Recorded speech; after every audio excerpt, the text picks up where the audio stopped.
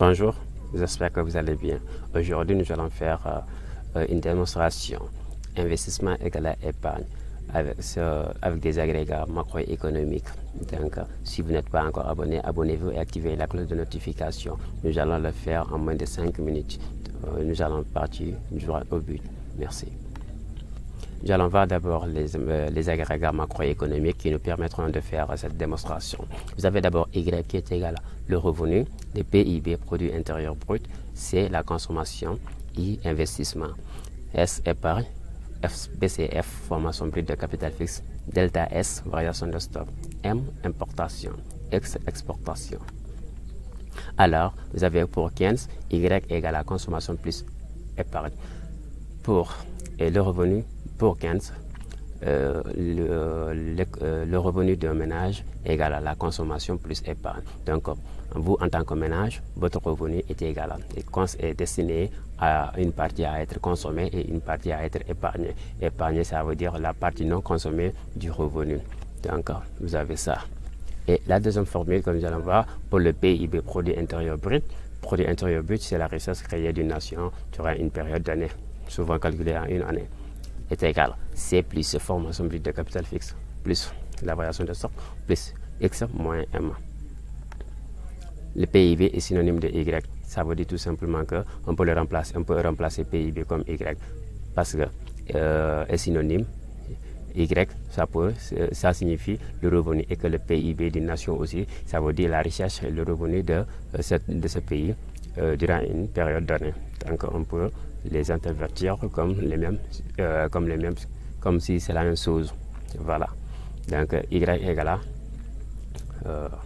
PIB aussi. On peut prendre maintenant Y égale à Y. On l'a remplacé PIB comme Y. Alors, Y égale à Y, deux points. Vous aurez ce qu'on appelle les deux formules. Vous allez prendre d'abord, vous allez rapprocher Y égale à Y comme ce Y et PIB.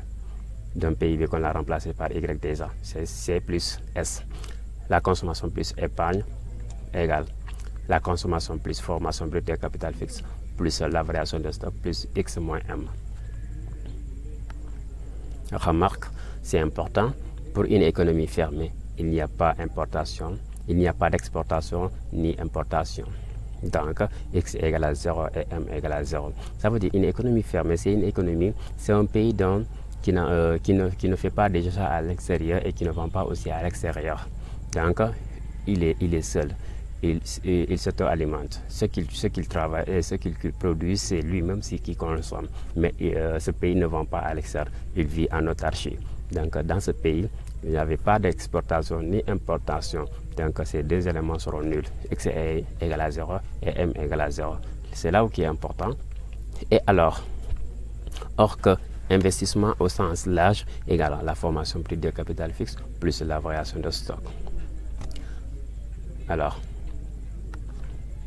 nous avons maintenant, après avoir pris en compte la remarque, son marque et investissement égal à la formation brute de capital fixe, nous allons rapprocher encore par synthétiser maintenant cette expression Y est toujours égale à Y. Vous aurez C plus S, consommation plus épargne, qui est la formule intégrale qui est là au début, qui n'a pas changé du tout. Donc on l'a reporté ici comme ici. On l'a reporté. Maintenant ici, toute cette partie que nous allons maintenant voir ici, qui est égale à C. C là, on l'a repris ici parce qu'on ne l'a pas simplifié. Alors le I aussi, on va le prendre. Parce que le I, on a dit I égale à la formation brute de capital fixe plus la variation de stock. Donc ce I là, cette partie, on va le remplacer par I.